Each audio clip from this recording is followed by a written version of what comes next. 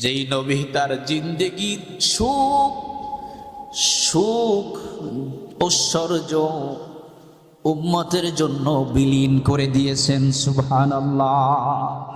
বলুন তো দেখি, সেই নবীকে মহব্বত করার দায়িত্ব কর্তব্য উম্মত হিসেবে আমাদের আছে না না? নবীকে ভালোবাসা ঈমানের দাবি বলে ভালোবাসা অর্জন করা এটা ফরজ। এটা কি ভাই? ফরজ। এটা কোনো নীতি বাক্য নয় যে নবীর মহব্বত অর্জন করতেই হবে, এটা কোনো নীতি বাক্য নয়, বরং এই স্তরে সব উম্মতকে পৌঁছাইতে হবে, এই স্তরে নিজেকে নিয়ে যেতে হবে। শুধু মুখে পরিচয় বললেই হবে না, বরং নবীকে ভালোবাসা ফরজ। সব কিছুর চেয়ে, ওই সব কিছুর চেয়ে ভালোবেসে ওই স্তরে উম্মত হিসেবে নিয়ে যাওয়া ফরজ। সুবহানাল্লাহ। ওই স্তরে নিজেকে উঠাইতে হবে। সারা জীবন এক স্টেজে পড়ে থাকলে হবে না। আমি প্রাইমারিতেই পড়ে রইলাম, আমি আর মাধ্যমিক বিদ্যালয়ে উঠতে পারলাম না পাস কইরা, আমার জীবনে কি উন্নতি হবে? হবে না। তো পরকালের লাইনেও সারা জিন্দেগি যদি আমি প্রাইমারিতে পড়ে থাকি, পরকালের লাইনে আমার তো উন্নতি হবে না। এখানে প্রাইমারি পাস করে মাধ্যমিক লেভেল পার করে কলেজে উঠতে হবে, বিশ্ববিদ্যালয়ে পড়তে হবে, একেবারে ফানাফির রসুলে চলে যেতে হবে। বলো সুবহানাল্লাহ। ফানাফির রসুল, রাসূলের জন্য ফানা হয়ে যাওয়া, রাসূলের আদেশের সামনে নিজেকে বিলীন করে দেওয়া, নিজের আমিত্বকে বিলীন করে দেওয়া, বলে রসূল যেভাবে বলেছেন আমি সেভাবে চলবো, রসূলের ভালোবাসায় জীবনটা আমি উজাড় করে দিব, রসূলের মহব্বতে জীবন আমি উজাড় করে দিব, এটাই যেন আমার নাজাতের উসিলা হইয়া যায়। বলেন না সুবহানাল্লাহ। ওরে আমলে যদি একটু ত্রুটি থাকেও থাকুক, আমলে ত্রুটি থাকতে পারে, কিন্তু রাসূলের ভালোবাসায় ত্রুটি রাখা যাবে না, যাবে না, যাবে না।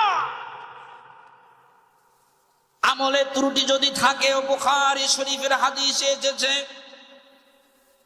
হযরত ওমর রাদিয়াল্লাহু তাআলা আনহু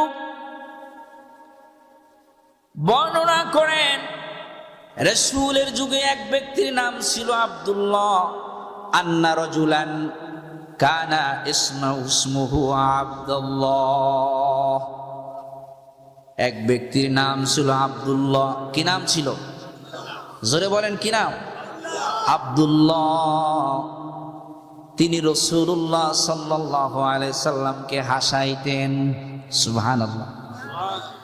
মাঝে মাঝে মিষ্টি মিষ্টি কথা বলে নবীজির মুখ থেকে মুস্কি মুস্কি হাসি বের করাইতেন। রসিক মানুষ। কেমন মানুষ আছে না কিছু, যারা মজলিসে একটু সুন্দর সুন্দর কথা বলে, একটু সবাই হেসে দেয়। ওই আব্দুল্লাহ ছিল একটু রসিক প্রকৃতির, নবীজিকে হাসাইতো। এক রজনীতে কয়েকজন সাহাবী তাকে ধরে নিয়ে আসছে রাসূল পাকের কাছে। রাসূলুল্লাহ সাল্লাল্লাহু আলাইহি ওয়াসাল্লামের কাছে ধরে এসে বললেন, ইয়া রাসূলুল্লাহ, ইয়া হাবিবাল্লাহ, এই আব্দুল্লাহ আপনার সাহাবী নেশা করেছে। কি করেছে? নেশা করেছে। ওর কি করবেন করেন। কয়, ওরে ৮০টা বেত্রাঘাত করো। কয়টি বেত্রাঘাত? ৮০টি বেত্রাঘাত করো। ৮০টি বেত্রাঘাত করা হলো। এই রজনীতে বিদায় নিল। আর একদিন রজনীতে একই কাজ করেছে, আবারও ওই নেশা করেছে। নেশা করে এসে রাসূল পাকের কাছে সাহাবীরা ধরে নিয়ে আসছে। নবীজি বললেন, আবারও ৮০টা বেত্রাঘাত করো। আবার ৮০ বার বেত্রাঘাত করা হলো। আজকেও ছেড়ে দেওয়া হলো। তৃতীয় রাত্রে আর একদিন একই কাজ করেছে। সাহাবীরা ধরে নিয়ে আসছে বর। এবার রসুল বললেন, আজকেও তাকে 80 বেত্রাঘাত করো। 80টা বেত্রাঘাত করা হলো। এবার এক সাহাবী রাগ হয়ে গেলেন। রাগ হইয়া আব্দুল্লাহর উপরে গোসা কইরা বললেন, আল্লাহুম্মা লাআনাহু, আল্লাহ তুমি তারে লানত দাও, অভিশাপ দাও। রসুলের মজলিসে থাইকাও সে অন্যায় করে, অপরাধ করে, আল্লাহ তুমি তারে অভিশাপ দাও। আল্লাহর হাবিব, দয়ার নবী, মায়ার নবী আমার ওই সাহাবীকে ধমক দিয়ে বললেন, ও সাহাবী রে, লা তালানুহু, তুমি আমার আব্দুল্লাহ রে লানত দিও না, অভিশাপ দিও না, কারণ আমি রাসূল, আমি জানি, ওয়াল্লাহি ইন্নী আলিমতু আন্নাহু ইউহিব্বুল্লাহ ওয়া রাসূলুহু। আল্লাহর কসম দিয়ে বলি, আমি দয়ার নবীজি, মায়ার নবীজি, নূরের নবীজি, আমি জানি নিশ্চয়ই আমার ওই আব্দুল্লাহ যদিও গুনার কাজ করে, আমলে তার ত্রুটি আছে, কিন্তু আমি নবী জানি ইন্নাহু ইউহিব্বুল্লাহ ওয়া রাসূলুহু, নিশ্চয়ই সে আল্লাহ আর আল্লাহর রসুলকে দিল দিয়া ভালোবাসে। যারা বলেন না সুবহানাল্লাহ। এই জন্য বন্ধুরা আমার, সম্মানিত চাঁদপুরবাসী আমার, আমি ছোট্ট মানুষটি বলে গেলাম, আমাদের আমলে যদিও ত্রুটি থাকে, কিন্তু আমার রসুলের মহাব্বতে কলিজা ভরা, দিল ভরা ভালোবাসা থাকতেই হবে। জোরে বলেন না সুবহানাল্লাহ। যদি তাই হয় বন্ধুরা আমার, বলুন তো দেখি, নবী আমাকে এত ভালোবাসে, আদর করে, মহাব্বত করে, জীবনের সুখ শান্তি আমাদের জন্য বিসর্জন দিলেন, আমরাও সেই নবীকে মহাব্বত করতে রাজি আছি না নাই? কারা কারা 2 হাত তুলে একটু দেখাই দেয় না? নারায়ে তাকবীর, নারায়ে রিসালাত, জোরে নারায়ে রিসালাত। আজকের এই মাহফিল সফল হোক, সফল হোক, আল্লাহ কবুল করুক, বলেন আমিন। ও পারেতে যাবার লাগি, গজল চলবে নি? নবীর গজল। কার গজল? নবীর গজল। ও পারেতে যাবার লাগি তৈয়ার করছো কি? এটা কি ওই পদ্মার ওপার নাকি? না, এটা পরপারে। হয় ও পারেতে যাবার লাগি তৈয়ার করছো কি? নবীজি সাহাবীকে জিজ্ঞাসা করলেন, সাহাবী কবরে যাইবা কি জোগাড় করছো? এবার সাহাবী বলতেছে, আর কিছু নয় রাসূল তোমায়, আর কিছু নয় রাসূল তোমায় ভালোবেসেছি, ও পারেতে যাবার লাগি তৈয়ার করছো কি? কয় মাতা সাআতু ইয়া রাসূলুল্লাহ। নবীজি বলেন, মা আদাত্তালাহা, কি জোগাড় করেছো কবরের জন্য, কিয়ামতের জন্য কি জোগাড় করেছো? সাহাবী বলে, ইল্লা আন্নী উহিব্বুল্লাহ ওয়া রাসূলুহু, আমি তো তেমন কিছুই জোগাড় করতে পারি নাই, তবে আল্লাহ আর আল্লাহর রসুলকে আমি ভালোবাসতে পেরেছি। বলেন সুবহানাল্লাহ। এবার আল্লাহর নবী জবাব দেয়, মনে রাখবেন, আল্লাহর নবী জবাব দেয়। কয় কি জবাব দেয়?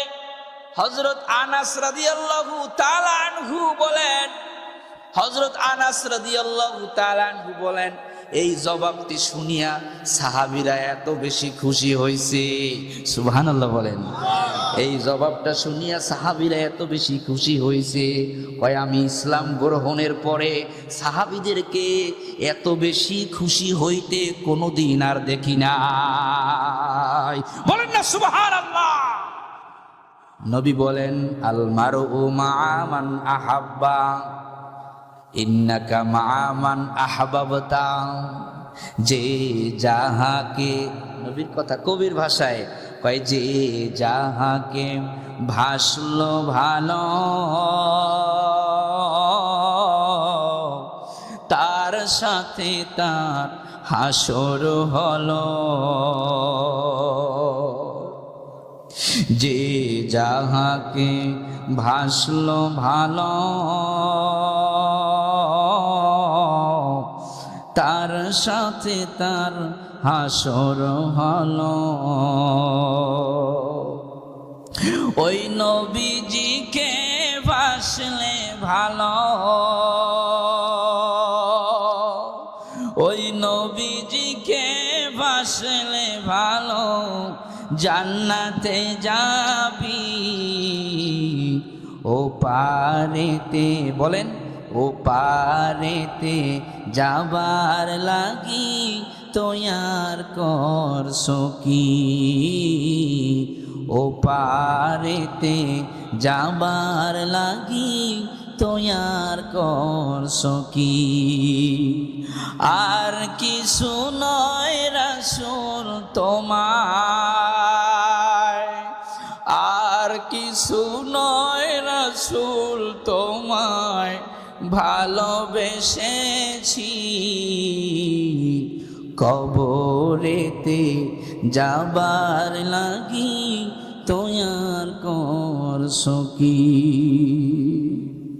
বন্ধুরা আমার, বাবাজিরা আমার, ওই নবীজিকে ভালোবাসতে যদি পারি,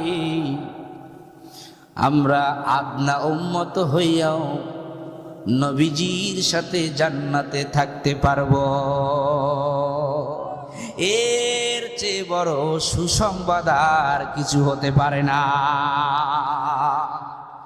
একজন আদনা উম্মত হইয়া নবীদের নবী, রসুলদের রসুল, সব মানুষের সেরা নবী, যিনি জান্নাতের দরজা না খুললে জান্নাতের ফেরেশতা দরজা খুলবে না, যিনি সবার আগে জান্নাতের দরজা খুলবে।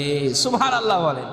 জান্নাতের পাতায় পাতায়, জান্নাতের দেয়ালে দেয়ালে, জান্নাতের চৌকাটে চৌকাটে যেই নবীর নাম, সেই নবীর সাথে আমরা উম্মত হইয়া জান্নাতে থাকতে পারবো যদি নবীর ভালোবাসা, নবীর আদর্শ আমাদের ভিতরে থাকে।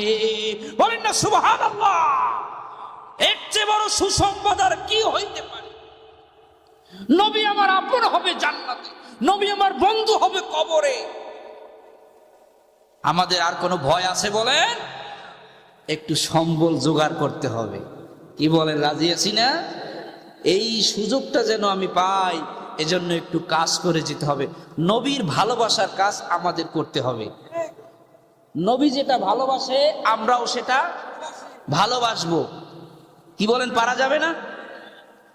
আমি হাদিস শরীফ থেকে বলছি, গভীর মনোযোগ। নবী আমার কি ভালোবাসতেন শুনুন। আমি ওয়াজের শেষ পর্যায়ে চলে এসেছি। আল্লাহর হাবিব বলেন, হুব্বিবা ইলাইয়া মিন দুনিয়াকুম সালাস, আত্তিবু ওয়ান নিসাউ ওয়া জুইলাত কুররাতু আইনি ফিস সালাহ। বলেন সুবহানাল্লাহ। সহিহ হাদিস, নবীজি আমার বলেন, এই পৃথিবীতে আমি নবী আমার কাছে তিনটি জিনিসকে পছন্দনীয় করা হয়েছে। কয়টি? সবাই বলেন কয়টি? নবী বলতেছেন, আমার কাছে তিনটি জিনিসকে প্রিয় করা হয়েছে, পছন্দনীয় করা হয়েছে। এই দুনিয়ার ভিতরে আল্লাহ আমার কাছে তিনটি জিনিসকে পছন্দনীয় করেছেন। এক নম্বরে হলো আত্তিবু ওয়ান নিসাউ জুইলাত কুররাতু আইনি ফিস সালাহ।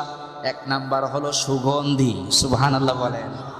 সুগন্ধি আতর, আতর ব্যবহার করা নবীর পছন্দের কাজ, নবীর সুন্নত কাজ। সুবহানাল্লাহ। এইটা সুন্নত আমল, পারফিউম না। যেই পারফিউমের ভিতরে অ্যালকোহল আছে ওইটা দিয়ে নামাজ পড়াও মাকরু। আর যেটা আতর এইটা ব্যবহার করা নবীজি সুন্নত। আমার নবীজি নিজেই ছিলেন সুগন্ধির আধার, বলেন সুবহানাল্লাহ। নবী আমার যে রাস্তা দিয়ে হেঁটে যেতেন, কিছু সময় পর ওখানে যদি কেউ আসতো, সে বলতে পারতো এই জায়গা দিয়ে কিছু সময় আগে মুহাম্মদের বেটা আব্দুল্লাহ হেঁটে গেছে, সুবহানাল্লাহ। কারণ তার শরীরের ঘাম মোবারক থেকে, শরীর থেকে সুগন্ধি বের হতো, বলেন সুবহানাল্লাহ। তারপর নবীজি আমার আতর ব্যবহার করতেন, বলেন না সুবহানাল্লাহ। একটা আতর সাথে রাখবেন, পারা যাবে না। নবীর সুন্নতের আমলটা হয়ে যাবে। এই পৃথিবীতে তিনটি জিনিস নবীর প্রিয় করা হয়েছে। এক নাম্বার কি? আতর। আতর ব্যবহার করা নবীর সুন্নত। অ্যালকোহল যুক্ত আতর না, অ্যালকোহল ফ্রি যেটা, এটা ব্যবহার করব, সুন্নত আদায় হবে ইনশাআল্লাহ। আল্লাহ যেন নবীর ভালোবাসার কাজ আমাদের দিয়ে করার তৌফিক দেয়, জোরে বলেন আমিন। মা বোনরা আতর ব্যবহার করবেন ঘরে, সেন্ট ব্যবহার করবেন ঘরে। এই মা বোনরা যেন আবার এইটা ব্যবহার কইরা রাস্তায় বের না হয়, খেয়াল রাখবেন, এইটা খেয়াল রাখবেন। এতে মা বোনদের গুনাহ হবে। কি হবে? জোরে বলেন কি হবে? জেনার গুনাহ হবে। কি হবে? কারণ ওই যে ওই অ্যালকোহল মাইরা, ওই সেন্ট মাইরা, ওই বডি স্প্রে মাইরা যে রাস্তায় বের হয়েছে, একটা যুবকও যদি তার প্রতি আকৃষ্ট হয়, ওই সেন্ট ছুঁইকা একটা যুবকও যদি তার প্রতি আকৃষ্ট হয়, তাহলে তার আমল নামায় জেনা করার, ব্যভিচার করার গুনাহ উঠবে। জোরে কর নাউজুবিল্লাহ। তা আপনারা কি চান আমাদের মা বোনরা জেনাকারী হিসেবে হাসরের ময়দানে উঠুক? তাহলে মা বোনদের ব্যবহার করাবেন ভাই ঘরের বাইরে না, ঘরের ভিতর? ঘরের ভিতরে। আপনার জন্য মাগবে। কার জন্য? আপনার জন্য। আপনার জন্য মাইকে জয়কে অপেক্ষা করতে থাকবে। আপনাদের ধৈর্য আছে তো? আমার আবার অনেক চাপ আছে, আমি যেতে হবে আমাকে বরিশালে। আল্লাহ, আমি সংক্ষিপ্ত সময় শেষ করে দেব। 1 নম্বরে হলো সুগন্ধি, 2 নম্বরে হলো আন্নিসা, অর্থাৎ স্ত্রীদেরকে ভালোবাসা।